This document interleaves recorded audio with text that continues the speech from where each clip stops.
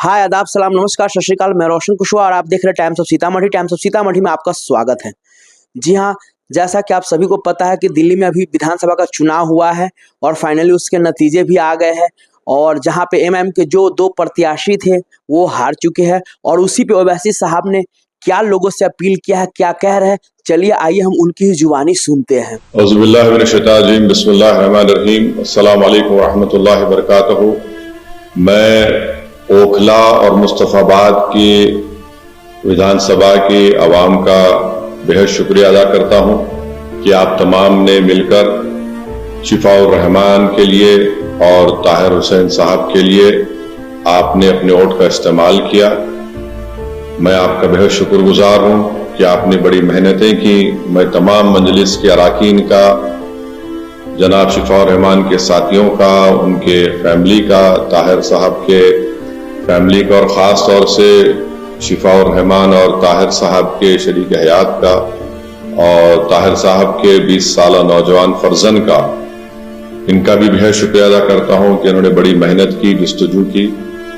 मैं शुक्रगुजार हूं इम्तियाज जलील साहब का जो वहाँ के सेंट्रल ऑब्जर्वर थे इन दोनों असेंबली कॉन्स्टिट्यूंसीज के, शोएब जामाई साहब का।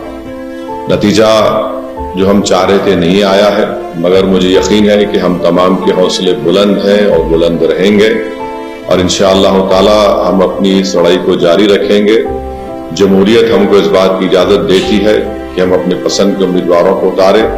हमारी कोशिश शुरू से यही थी और यही रहेगी कि हम अपनी एक आज़ाद सियासी क़यादत को बनाएंगे ताकि वो वहाँ की रियासत के असम्बली में जाकर आवाम के बेबाक मसाइल को उठा सकें बेबाकी से।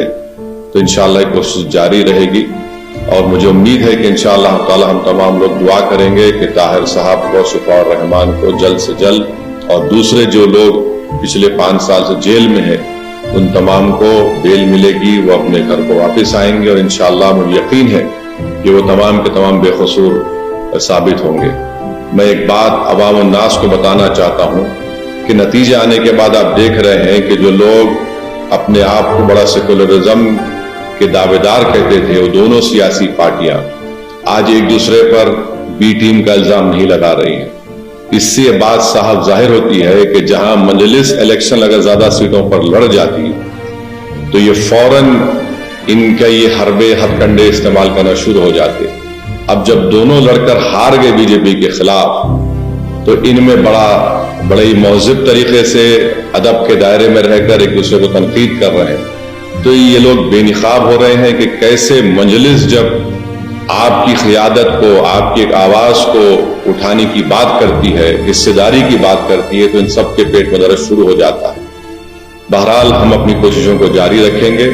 हमारी कोशिश यही रहेगी कि ओखला और मुस्तफ़ाबाद में विकास और तरक्याती का काम मुकम्मल हो, वहां के अवाम के बुनियादी मसाइल हल हो और हम इसके लिए कोशिश करते रहेंगे। मैं आप तमाम का बहुत शुक्रिया अदा करता हूं और हमने मेहनतें की। अल्लाह हमारी इस मेहनत को, कुर्बानी को जरूर कबूल करेगा और इंशाअल्लाह आने वाला कल हमारा होगा। बहुत बहुत शुक्रिया। तो आपने देखा साफ साफ ओवैसी साहब का कहना है चुनाव हारे हैं, हौसला नहीं हारे, इसीलिए हौसला बुलंद है। विशेष इस पे आप लोगों का क्या कहना है आप लोग कमेंट करके जरूर बताइए। तब तक के लिए बाय बाय, टेक केयर। देखते रहिए टाइम्स ऑफ सीतामढ़ी।